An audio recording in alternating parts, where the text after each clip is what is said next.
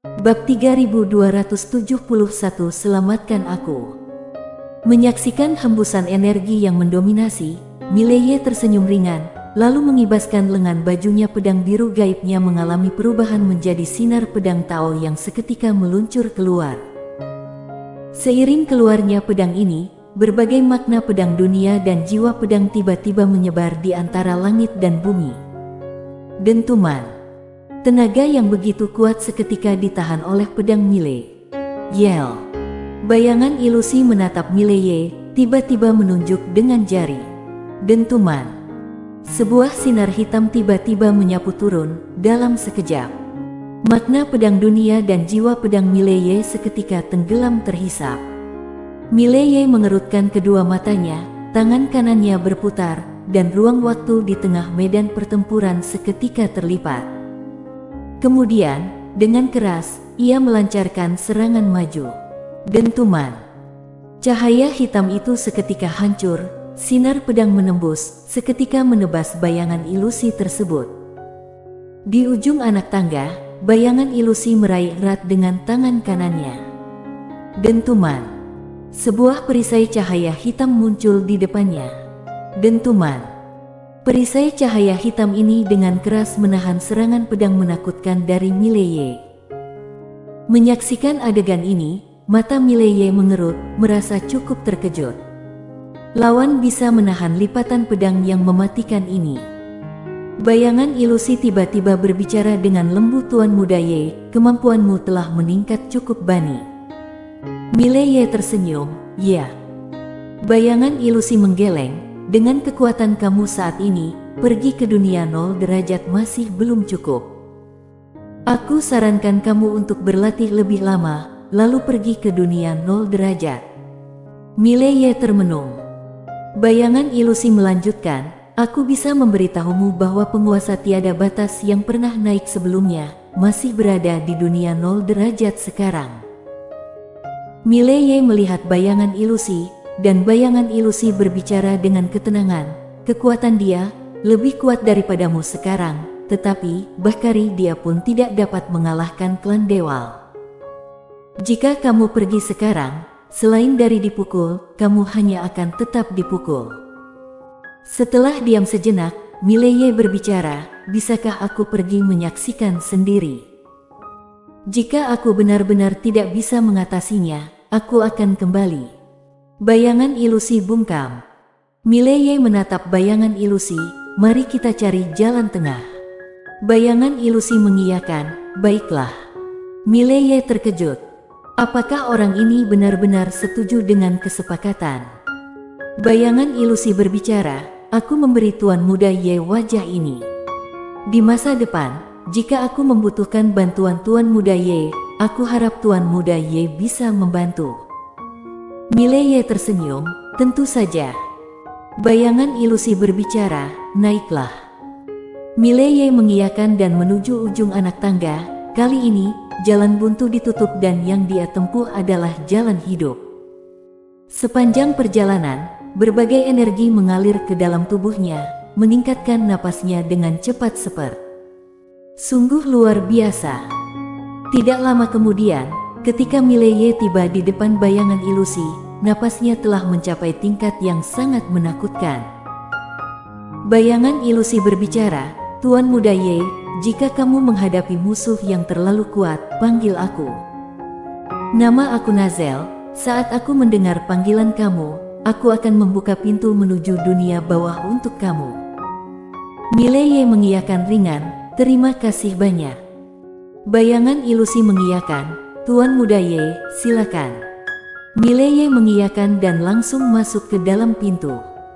Setelah Mileye pergi, Nazel dengan lembut berbicara, Asteris semoga dia bisa meninggalkan tempat ini yang menyeramkan. Ketika memasuki pintu cahaya, Mileye merasa segala sesuatu di sekitarnya berubah tanpa jelas. Setelah beberapa saat, dia muncul di dalam ruang ilusi, dan di ujung pandangnya, ada sebuah pohon emas yang tingginya mencapai jutaan depa, berdiri tegak di tengah langit bintang, benar-benar menghalangi matahari. Cabang, daun, dan batang pohon itu berwarna emas.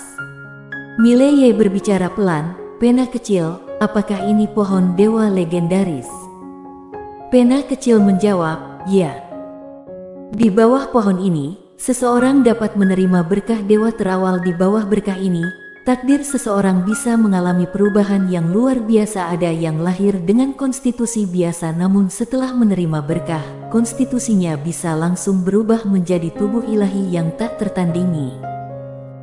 Ada juga yang membuka berbagai keterampilan khusus yang misterius dan sulit dijelaskan dengan kata lain, seperti menggunakan tipuan." Mileye mengernyitkan kening, "Ini terlalu ajaib." Pena kecil berbicara, "Sangat-sangat ajaib, orang-orang dewa terawal di sini sangat aneh. Jika kamu bertemu dengan mereka, kamu harus sangat berhati-hati, karena tidak mungkin mengetahui semua kemampuan ajaib yang mereka miliki." Mileye mengiyakan sedikit, "Jadi, pena kecil, menurutmu, apakah aku menggunakan tipuan itu terlalu berlebihan?" Setelah sejenak diam, pena kecil berbicara, "Tidak terlalu berlebihan." Mileye tertawa, memandang sekeliling sebentar, lalu berbicara, "Aku tidak tahu bagaimana penguasa tiada batas sekarang." Tepat pada saat itu, ruang waktu di depannya tiba-tiba terbelah, dan dalam sekejap, seorang pria muncul. Pena kecil tiba-tiba berbicara, "Orang dari klan Taichu, berhati-hatilah."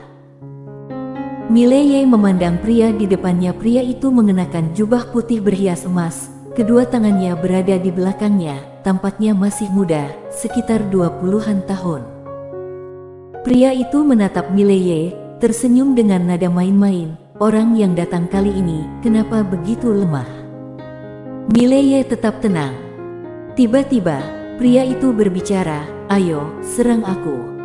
Mileye tidak bicara banyak. Dengan membalikkan telapak tangannya, ruang waktu terlipat dan dalam sekejap, jiwa pedang dunia di dalam tubuhnya meluap keluar secara liar. Tidak hanya itu, dia juga segera mengaktifkan kekuatan garis darahnya sendiri. Memberikan segalanya, Mileye segera memotong dengan pedang. Dengan satu gerakan pedang, wajah pria itu seketika berubah dan dia tiba-tiba menunjuk ke dahinya. Lalu dengan lembut diucapkan, "Mata Samsara, buka." Dentuman. Sebuah cahaya merah darah tiba-tiba memancar dari dahinya, penuh menahan serangan pedang Mileye dengan kekuatan.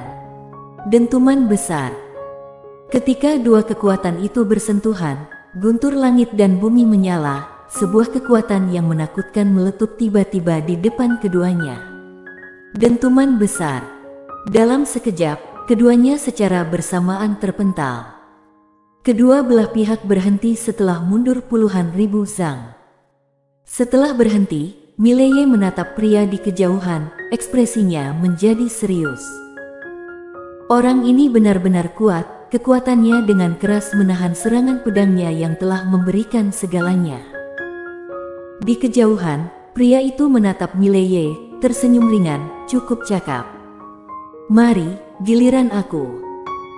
Setelah berbicara demikian, dia tiba-tiba menunjuk ke arah Mileye dan dari dahinya, sinar darah tiba-tiba memancar keluar. Dalam sinar darah itu, terdengar jeritan banyak roh jahat penuh dengan energi jahat dan niat pembunuhan yang tak berkesudahan.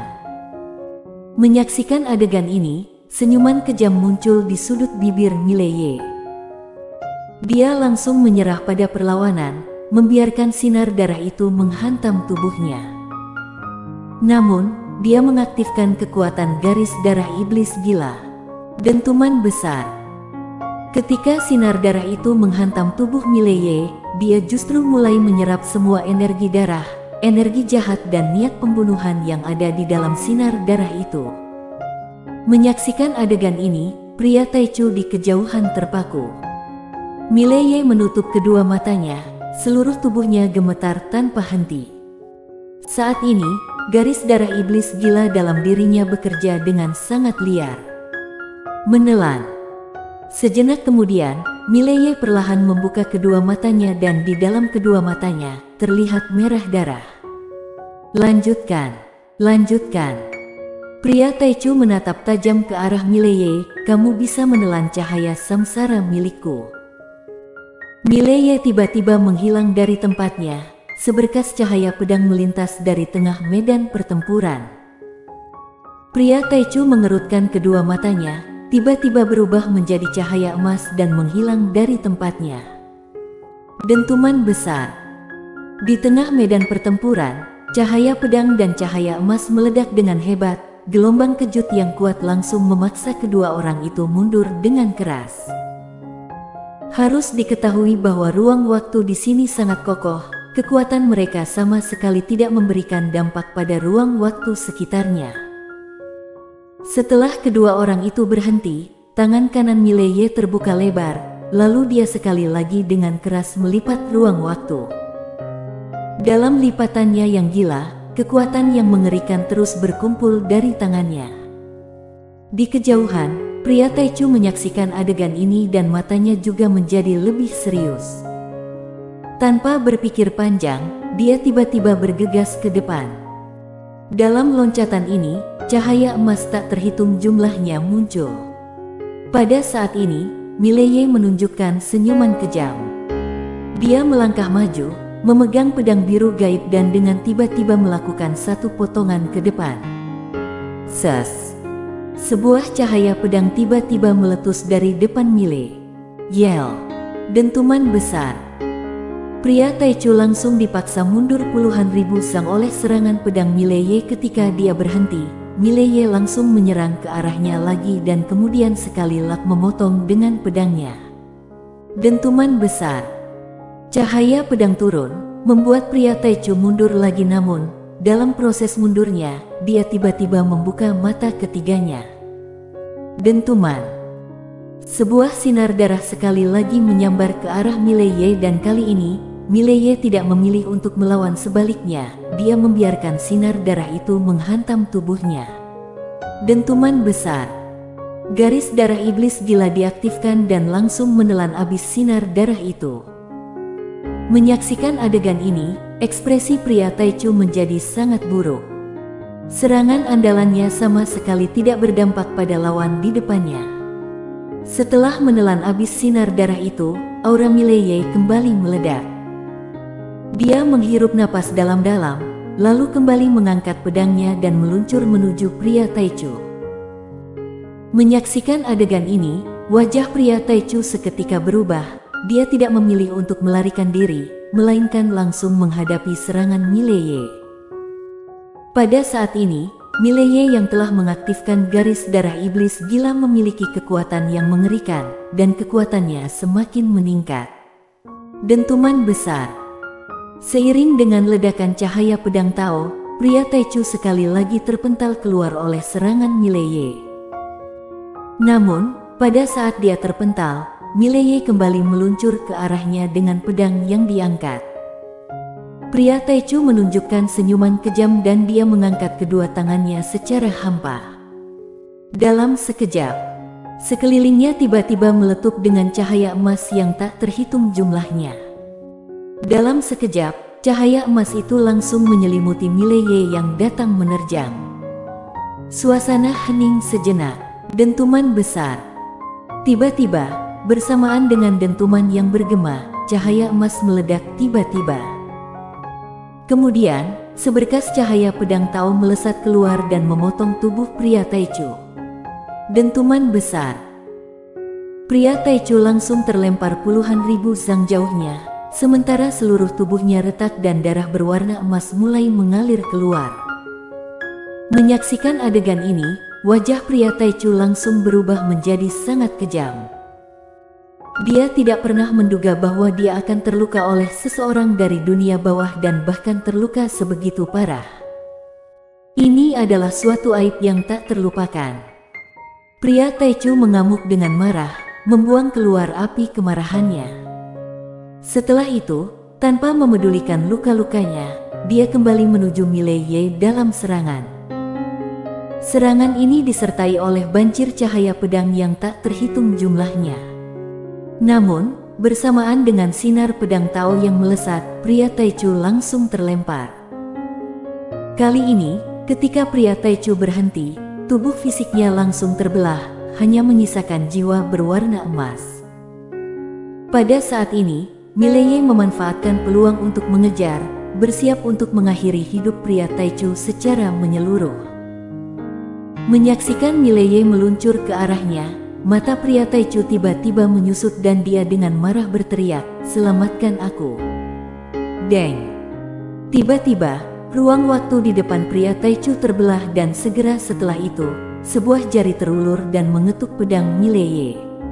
Dentuman besar. Mileye langsung mundur puluhan ribu zang. Begitu dia berhenti, seluruh tubuhnya terbelah dan darah segar memercik. Bersambung.